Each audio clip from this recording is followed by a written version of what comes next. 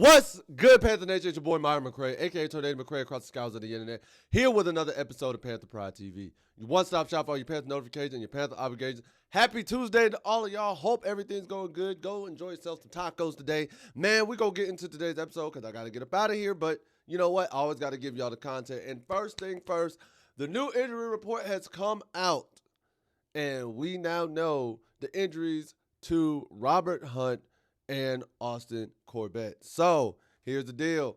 Austin Corbett has torn his MCL in his left knee, and Robert Hunt has torn his left bicep. Nani? Yep. Corbett tore his MCL in his left knee, which is the same left knee he tore his ACL in back in 2022. And Robert Hunt has now torn his left bicep. Both gentlemen will be going on IR. Corbett obviously is done for the year, but Dave Canales has said that Hunt may return. As of right now, Cade Mays is going to replace Corbett at starting center, and Chandler Zavala is expected to replace Hunt because he was replacing him in the game. Now, this is what I wanted, but not the way I wanted it. A lot of you know I was screaming for Cade Mays to be the starting center. I thought he should have been the starting center. And Corbett's injury history actually played a little, not much, a little piece into it, into the reason why.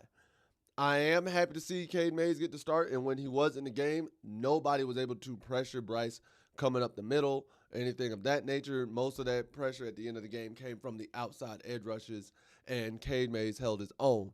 And the snaps were on target. I think there might have been one that was slightly low, but most of the snaps were actually on target for him. Bryce didn't have to jump over like that, so I love that. Now, Zavala over Brady Christensen, that I could be subject to change. I feel like Christensen, because he's more versatile, you could put him in there over Zavala, because if this is out of position for him, maybe not as much. But Christensen has shown he is versatile at any spot on the line. So I would expect Christensen to get the start. However, I'm not angry that Zavala's getting the start. I do wish both Corbett and Hunt a speedy recovery. I never want to see players get taken out and lose their spot just due to injury. I think that sucks. I think it's unfortunate, and I'm not necessarily a fan of it. I know, again, I wanted Mays to start over Corbett. I didn't want Corbett to get injured and be out for the year for Mays to start over Corbett.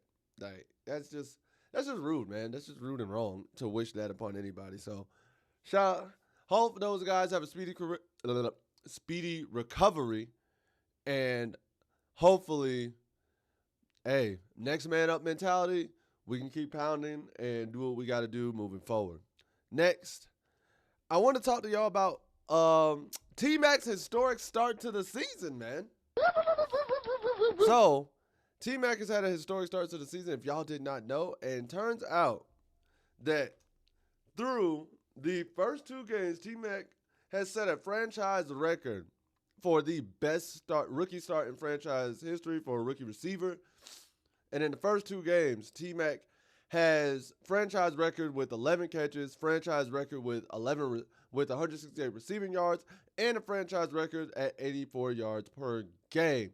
He does not have a TD yet, but that's coming soon. And he is sitting right now at 15 yards per catch. And the thing about it is, man, the reason why I love this is because it's already showcasing that T-Mac was worth the 8th overall pick. A lot of us were questioning that pick when Abdul Carter and team were sitting there, or well, Carter wasn't sitting there, but it was Georgia player, Georgia defensive end, the Georgia edge rusher.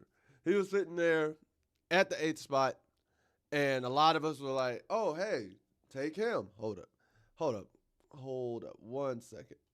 There we go. It was Jalen Walker. That's what it was. But a lot of us were saying, hey, take Jalen Walker with the 8th overall pick. Give us an edge rusher. Carolina went with T-Mac, and it was met with quite a bit of vitriol. I will say, if there was a receiver I was going to take, it was T-Mac. I was comfortable with that. If they were going receiver, T-Mac was who I was comfortable with. I didn't want any other spot outside of receiver. If we were going offense, with that early of a pick. So to see the fruits of T-Mac's labor already showcasing and producing, hey, I love to see it. I'm happy to see it, and I'm hoping it is a long-term success thing, and it's not just he was only good his rookie year, but then the rest of his years he's subpar. You know what I mean? But shout outs to T-Mac. Shout outs to him having a historic start, and then also, bro. Shout out to everybody who had a career first this weekend. So there were multiple career firsts this weekend that a lot of people may not have known about or were tracking, and here they are, bro. So over the course of the weekend at Arizona, you had T-Mac's first 100 receiving yard game, which was phenomenal. You had Mitchell Evans get his first career reception for a 9-yard catch. You had Princely Umami-Yellen's first career sack. That was in the second quarter. I'm glad to see him getting more time and more burn.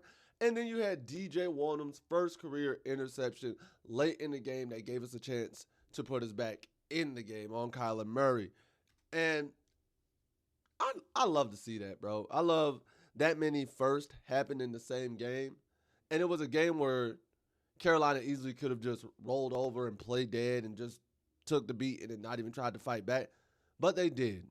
Everybody, mostly and almost everybody contributed to some form of fashion. You had T-Mac, you had Mitchell Evans, you had Umami-Yellen come in, you had DJ Wonnum manage to be right there at the right time for his first career interception. So again, bro, shout outs to them knocking that out. I'm happy to see the boys get their career first and do what they do. And speaking of first, for today's Panther Freeze frame of the day, it's right after Umami-Yellen celebrated his first career sack. I know y'all getting tired of that sound, but I don't care. I love Zoidberg. And he's crowning himself. Hey, his name's Prince for a reason. Got to crown himself. So I love it. I love the celebration. It's fitting of him. And get your first sack, young man. You deserved it. You've earned it. I want to see you get more. I want to see you get more, bro. And next, it is time for Panther Nation to speak your truth, man. Time for y'all to speak your truth. Let's see what y'all got in the comment section right quick. So, first comment comes from Den Porter 5363. My man says, they need to play Jimmy Horn Jr. 100% agreement. 100% agreement. If Bryson Tremaine can get on the field, I need Jimmy Horn to get some burn too.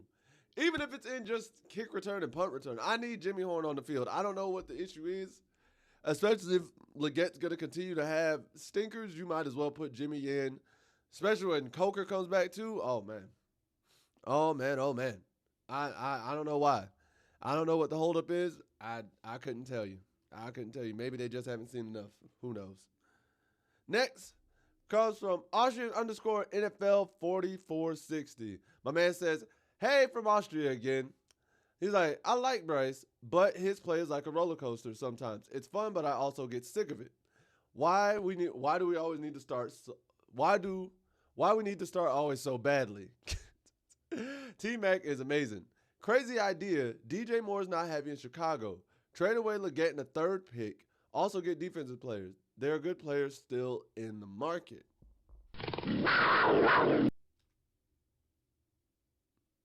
I ain't gonna lie. Trading away Legette to get DJ back and get a defensive player in the process, that actually might work. If you're going to do it, that would be a good one to do it with.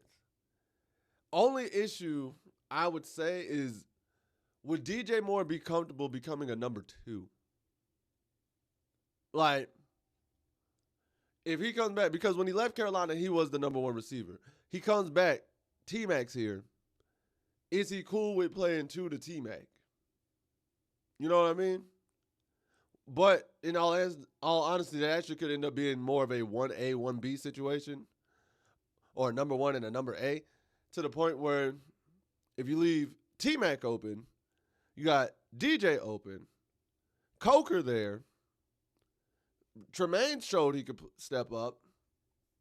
You still have David Moore on the roster, I believe. Then you got Jimmy Horn Jr. and still Hunter Renfrow. Hey. You might be onto something, sir. You might be onto something. And then last comment comes from Donald Usuri. My man says, we need a tall, athletic QB who can see the field and go deep to put pressure on the secondary often. That'll open up the running for Chuba and company. Dinking and dunking won't get us far. Bryce is too short. We got to stop with one. We got to stop with the too short comments as though Kyler Murray isn't the same height as Bryce and has been throwing for 3,000 yards most of his career every season. Two. Dinking and dunking won't get us far, sir. A lot of the greats have made their money off just dinking and dunking. The GOAT, Tom, the statistical GOAT, as much as I hate to say it, Tom Brady, career off dinking and dunking. Peyton Manning, career off dinking and dunking. Yes, Peyton could go over the top, but he could also dink and dunk. Flipping Aaron Rodgers, dink and dunk. Drew Brees, dink and dunk. Like, these guys could dink when it was time to be clutch, and it was time in 2-minute drills to be clutch. They were methodical, dink, dunk, take what the defense gives you. And a lot of you saying, oh, Bryce was playing against soft cover 2, like soft prevent defense, soft pressure, X, Y, and Z. Dog. They were in a only passing situation. Carolina wasn't in a position where they could run the ball. They had to pass every down. So if I'm sitting there playing in coverage, to me that's harder because you know they're sitting in coverage. You know they're sitting in pass coverage. So the windows are tighter. Especially once you get down to the red zone and the windows really become tight and you know they're sitting for pass coverage. I didn't like that argument that a lot of people were making. It's like, oh, it was garbage time. They were playing in prevent. They were playing a team that was only in passing situations. Plus, nobody makes that excuse for Tom Brady coming back from 28-3. Nobody makes that excuse for Andrew Luck coming back from 33-0. Nobody makes that excuse when the comeback is successful. But because the comeback fell short, everybody wants to say, oh, they were playing a previous defense. Don't look into the stats. Come on now. Had Bryce and company completed the comeback, would y'all really be saying, oh, he only came back because they played prevent defense? No. You'd be celebrating the win. And to say dinking and dunking doesn't work, if I'm getting 6 yards a catch, 6 yards, doesn't have to always be over the top. If I can get 6 here, 6 here, 6 here, 6 here, that's a first down every 2 plays, dog. That's a first down every 2 plays. That's a 14-yard drive. That's a touchdown. It's a methodical, piece-by-piece drive that gets you to the end zone. You don't always have to go up top, and I get what you're saying. You like to be able to throw it up top, and you like to be able to throw dimes over the top. I understand that completely, dog. And we've had times when we've done that. We've had times where we've thrown it over the top. There were times in that game where Bryce Young threw dots deep downfield, putting pressure on the defense, and let T-Mac and let Tremaine and let the rest of the receivers do what they do. So let's chill out. Honestly, I'm tired of the too short comments when you got a quarterback that was literally on the other side dominating Carolina the way they went up 27-3. I'm tired of he has to be athletic when Brady, Peyton, Breeze, like none of these athletic QBs. And Breeze was only 6 feet tall. Breeze was only 6 feet tall. Only 2 inches taller than Bryce. So, like, come on now. I get those are all-time greats, and I get y'all be like, oh, those are bad comparisons. My thing is this. You can be successful dinking and dunking. You can be successful as a short QB. You can be successful doing these things. To me, this is the mind trap that old school QBs would play. That old school coaches would say, oh, you have to be 6'5". You're not going to win with a quarterback under 6'5". Y'all would have loved Brock Osweiler because of how tall he was. And the man was athletic. You see what I'm saying? Being tall doesn't automatically guarantee you success. Always throwing it downfield and being able to see the ball downfield when you know you can methodically tear apart a defense chunk by chunk, because that's what Bryce started doing. He didn't force everything downfield. He took the chances he was given, and it brought the team back into the game. Being methodical and being precise and being just pristine with it. Every successful drive that Carolina's had this year has been like that, to where they were methodical, they were precise, and they took what the defense gave them and didn't try to overthink. So I'm tired of the too short narrative, and I don't think it's genuine. And to say dinking and dunking won't get us far when that's literally gotten a lot of other QBs to a flippant Super Bowl and Super Bowl wins. Come on, man. I understand where you're going at, but I respectfully will disagree with that one. I'm not saying you're wrong in your take. I respectfully disagree. Man. But, guys, that's all I have for today's video. If you enjoyed this video, please make sure to like, share, subscribe, and hit that notification bell at the bottom. That way you can always be notified of when these videos are dropping. Next, comment below and let me know, what are your thoughts on the injury report going forward? Are you comfortable with Mays and Zavala being on the line now? Would you want Mays and Christensen or any other combination? How do you feel about T-Mac's first 2 games? What do you think about him there? And then shout outs to all the career first. What career first are you looking forward to next? And how do you feel about the players who got their career first over the weekend? And let me know anything else in the comment section below that y'all have on your mind, because at the end of the day, what do I know? I'm just a skinny brother with 2 tats. Peace. Much love to all you Panther Nation. Take care. Later days. And as always, keep pounding. I'll see you next time.